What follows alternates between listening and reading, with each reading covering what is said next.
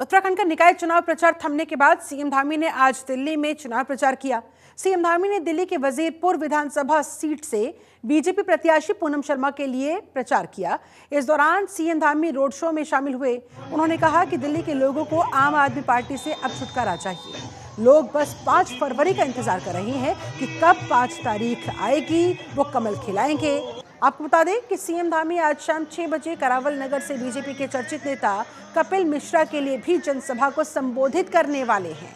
इस तरह से बैक टू बैक आज के उनके दिल्ली दौरे के दौरान के ये सारे कार्यक्रम शेड्यूल्ड हैं। एक एक करके वो रोड शो में जा रहे हैं, अलग अलग जनसभाओं में जा रहे हैं, अलग अलग विधानसभा सीटों पर जाकर बीजेपी प्रत्याशियों के लिए लोगों से वोट की अपील कर रहे हैं।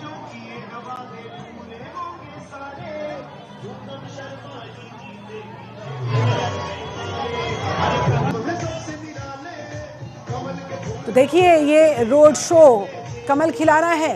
5 फरवरी को सीएम धामी कह रहे हैं कि लोगों को इंतजार है कि कब उन्हें आम आदमी पार्टी से छुटकारा मिले और वो बीजेपी का कमल यहाँ खिला सके। यूसीसी को लेकर भी सीएम धामी अलग अलग जनसभाओं में इस मुद्दे को उठाते हुए कितना ये फायदेमंद है, उत्तराखंड पहला राज्य इसे लागू करने की दिशा में जो तेजी के साथ आगे बढ़ रहा है, इससे क्या क्या फायदे होने वाले हैं, किस तरह से समानता इससे मिल पाएगी नागरिकों को, इसको लेकर भी, इस मुद्दे को लेकर भी वो अलग अलग जनसभाओं में जनता के बीच अपनी बात पहुंचाने का प्रयास कर रहे हैं। और बीजेपी की उपलब्धियों को गिनवाते हुए बीजेपी के अगले 5 साल के विजन को जनता तक पहुंचाने के मकसद के साथ बीजेपी का जो 2 पार्ट में अभी तक संकल्प पत्र जारी किया गया है दिल्ली के सियासी दंगल में, उसे लोगों तक पहुंचाकर वोटों की अपील कर रहे हैं। जन समर्थन की जद्दोजहद में इस समय दिल्ली दौरे पर उत्तराखंड के मुख्यमंत्री पुष्कर सिंह धामी लगे हुए हैं। वजीरपुर विधानसभा से प्रत्याशी हैं और उनके चुनाव कार्यालय का विधिवत रूप से शुभारंभ हो गया। लोगों में बहुत यहाँ पर जोश है और सब लोग यहाँ परिवर्तन करना चाहते हैं। और दिल्ली में इस बार हमारे प्रधानमंत्री जी के नेतृत्व में पूरी दिल्ली के अंदर डबल इंजन की सरकार बनेगी। और सभी जगह मैं देख रहा हूँ कि लोग बहुत उत्साह में भी हैं, जोश में भी हैं और सब लोग 5 फरवरी का इंतजार कर रहे हैं कि 5 फरवरी जल्दी से जल्दी आए और हम भारतीय जनता पार्टी के कमल के फूल वाला बटन दबाएं। इस विधानसभा से भी पूनम शर्मा जी भारी मतों से जीतेंगी और दिल्ली में यहाँ का प्रतिनिधित्व करेंगी, यहाँ की सेवा करेंगी। यहाँ के जो विकास के काम हैं पिछले 10 सालों में काफ़ी रुक गए हैं, उन सभी कामों को आगे बढ़ाएंगी। देखिए, यूसीसी हम एक तो भारत के संविधान के अनुच्छेद 44 में जो बाबा साहब अम्बेडकर जिसका प्रावधान करके गए थे, हम उस यूसीसी को लागू कर रहे हैं। उसका हमने एक्ट बनाया है, उसके लिए हमने ड्राफ्ट कमेटी बनाई थी, उसमें व्यापक हितधारकों से बातचीत हुई है और उसके बाद ही जो है यूसीसी को अमल में लाया गया है। किसी को टारगेट करने जैसी कोई बात नहीं है। ये बात वो लोग कर रहे हैं जो कुछ वोटों के ठेकेदार बने थे, कुछ लोगों को भड़काने का काम करते थे। लेकिन हमारा है कि सभी को समानता का अधिकार मिले और विशेषकर जो हमारे देश की आधी आबादी है, महिला मातृशक्ति, उनके लिए पूरा कानून हम उत्तराखंड के अंदर लेकर आए हैं। खबर नैनीताल से, जहां जिले के 7 निकायों में वोटिंग के लिए पोलिंग पार्टियां रवाना हो गई। कल जिले में नगर निगम और नगर पंचायत के लिए वोट डाले जाने हैं। वहीं आज हल्द्वानी, रामनगर, कालाढूंगी और अन्य क्षेत्रों के लिए पोलिंग पार्टियां MB inter college control room से रवाना हो गई हैं। निर्वाचन की तैयारियां हमारी पूर्ण हो चुकी हैं। आज हमारी पोलिंग पार्टियां सभी बूथों पर रवाना हो गई हैं। सामान अभी उनको डिस्ट्रीब्यूट किया जा रहा है, लोग अपना मिलान कर रहे हैं और जो भी कमियां हैं उसको हमारे अधिकारी यहाँ पे देख रहे हैं और सुरक्षित और कुशल मतदान कराने के लिए हमारी तैयारियां पूरी हैं। वहीं उत्तराखंड के 100 नगर निकायों में कल होनी है वोटिंग। जी हां, कल है 23 जनवरी। ऐसे में वोटिंग के लिए पोलिंग पार्टियां पोलिंग बूथ के लिए रवाना हो चुकी हैं। मतपेटियों में कैद होंगी 5405 प्रत्याशियों की किस्मत। 11 नगर निगमों में मेयर पद के लिए 72 प्रत्याशी हैं। निकाय चुनाव के लिए प्रशासन की ऑलमोस्ट सारी तैयारियां पूरी हो चुकी है और पोलिंग पार्टियों को आज रवाना कर दिया गया है पोलिंग बूथ्स के लिए। 11 नगर निगमों में मेयर पद के लिए 72 प्रत्याशी जो मैदान में उतारे गए हैं और कल उत्तराखंड की जनता निकाय चुनावों के मद्देनजर फैसला लेने वाली है। अलग अलग पार्टियों के जो प्रत्याशी है उनकी किस्मत का फैसला कल कैद कर दिया जाएगा। ईवीएम के अंदर।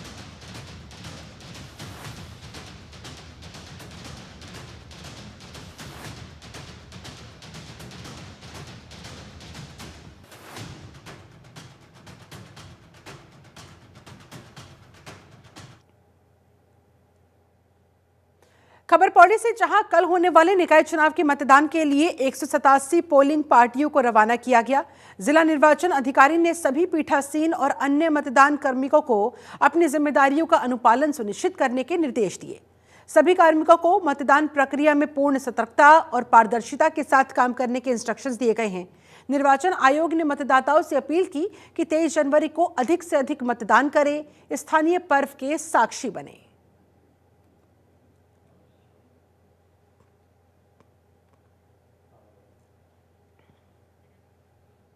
अब खबर हरिद्वार से, जहां 38वें राष्ट्रीय खेलों के प्रतीक चिन्ह मौली और मशाल के प्रस्थान कार्यक्रम के मौके पर वंदना कटारिया स्टेडियम में सांस्कृतिक कार्यक्रम का आयोजन हुआ।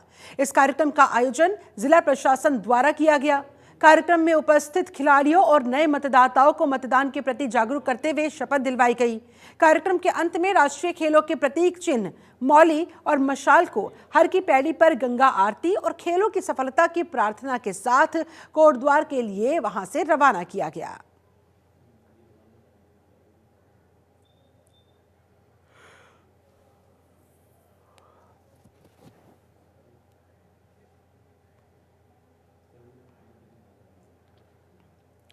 खबर देहरादून से है, जहां सीएम पुष्कर सिंह धामी ने एक्स पर पोस्ट करके पर्यटकों को हरिद्वार आने का महत्व बताया। सीएम ने इस दौरान लिखा कि हर साल देश विदेश से लाखों श्रद्धालु हरिद्वार की पवित्र धरती पर मां गंगा के दर्शन करने आते हैं।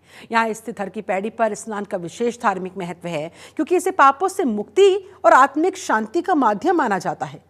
धर्मनगरी हरिद्वार में विभिन्न धार्मिक स्थलों के दर्शन करके श्रद्धालु अपने पापों को नष्ट करते हैं। गंगा में स्नान किए बिना अपनी यात्रा को पूर्ण नहीं समझते हैं, इसलिए ये काफी महत्वपूर्ण अपने आप में।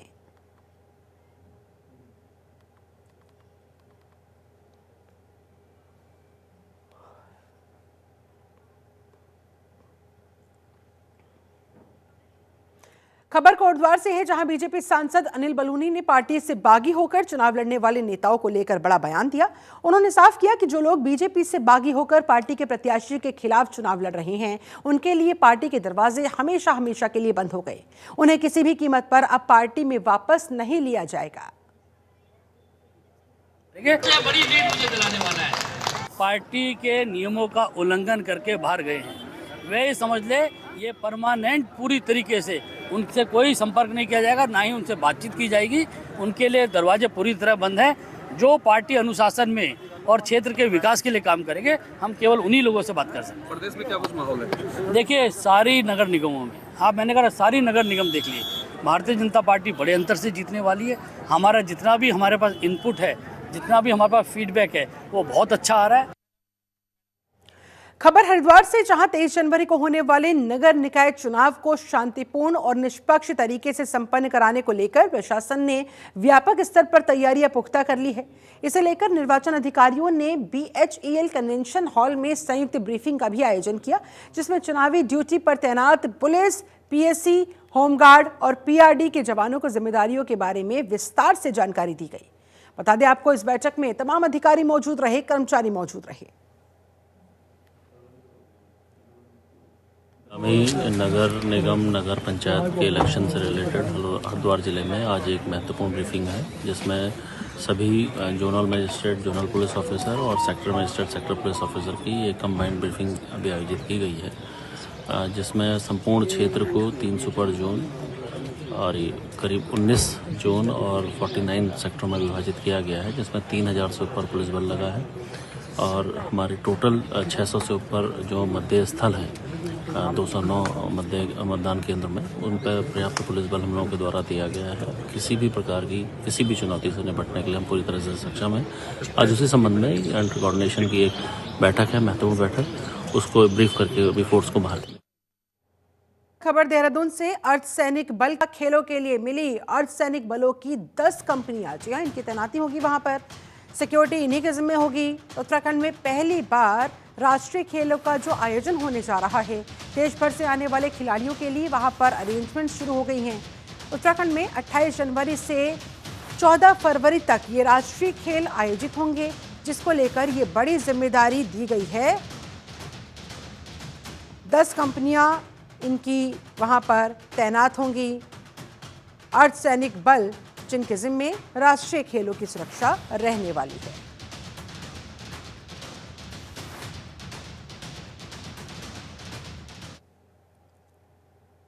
खबर हरिद्वार से, जहां पुलिस ने बड़ा एक्शन लेते हुए 8 अपराधियों को जिला बदर किया। पुलिस ने नगर निकाय चुनाव से पहले कानून व्यवस्था बनाए रखने के लिए इस बड़ी कार्रवाई को अंजाम दिया। जिला बदर लोगों में महिला समेत 8 अपराधियों को गुंडा एक्ट के तहत 1 महीने के लिए जिले की सीमा से बाहर भेज दिया गया। वहीं पुलिस ने ढोल नगाड़ों के साथ मुनादी कराते हुए इन अपराधियों को सख्त चेतावनी दी। अगर तय समय से पहले अपराधी जिले में दिखे तो उन पर सख्त कार्रवाई होगी।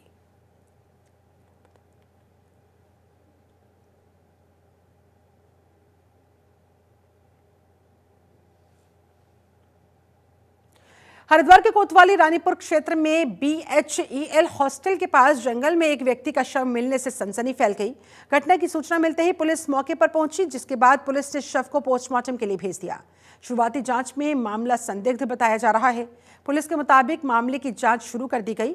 पुलिस फोरेंसिक टीम की मदद से शव की पहचान में लगी हुई है। मौत के कारणों का पता लगाने की कोशिश में लगी हुई है।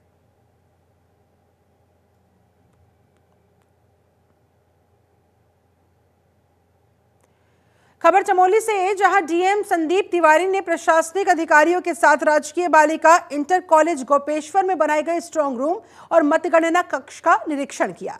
इस दौरान उन्होंने वहां पर मौजूद व्यवस्थाओं का जायजा लिया। मतगणना की क्या कुछ तैयारियां वहां की गई है, समय से पूर्ण किस तरह से इसे अंजाम दिया जा सकता है, इसको लेकर उन्होंने इंस्ट्रक्शंस दिए। वहीं जिला निर्वाचन अधिकारी ने स्पोर्ट्स स्टेडियम गोपेश्वर में भी पोलिंग पार्टियों की रवानगी स्थल का निरीक्षण किया।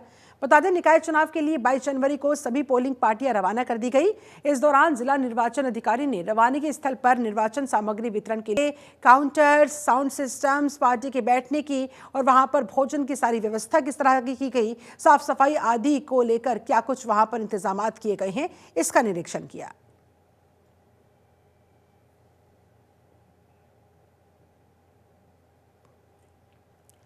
खबर देहरादून से, जहां पुलिस ने नगर निकाय चुनाव में जा रही 12 पेटी अवैध शराब के साथ एक आरोपी को गिरफ्तार किया।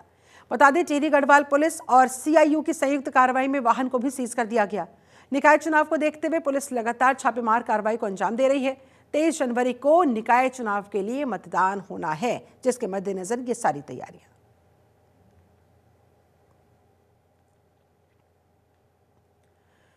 जल्द ही उत्तराखंड में UCC लागू हो सकता है। 20 जनवरी को CM पुष्कर सिंह धामी की कैबिनेट की मीटिंग बुलाए जाने के बाद से ही इस दिशा में राजनीतिक सरगर्मियां तेज हो गई। इस खबर को लेकर क्या कुछ है खास, जरा देखिए इस रिपोर्ट में।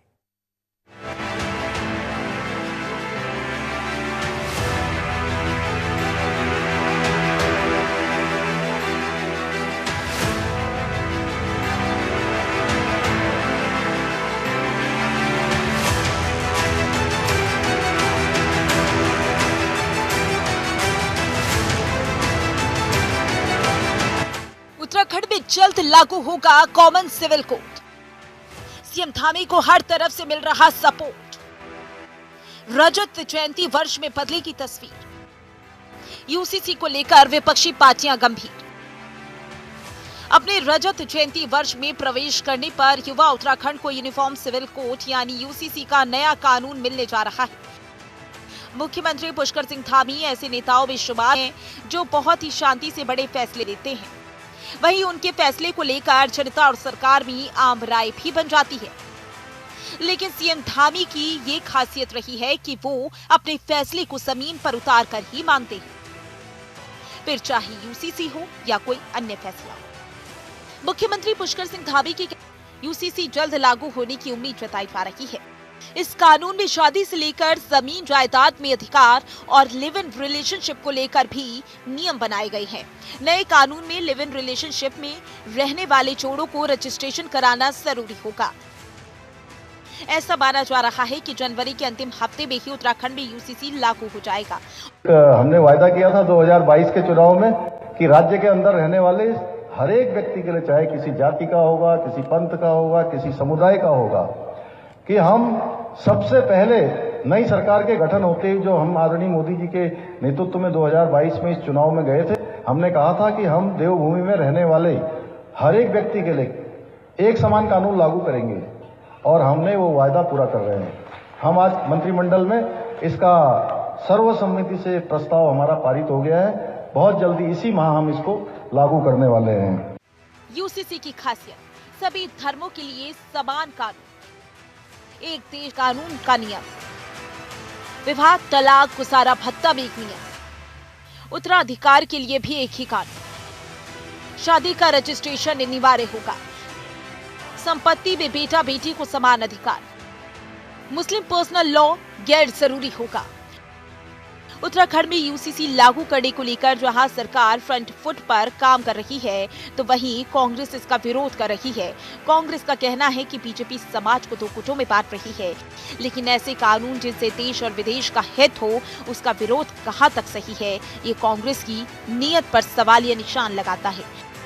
हालांकि बीजेपी अपने फैसले पर कायम है। ब्यूरो रिपोर्ट, जनतंत्र टीवी।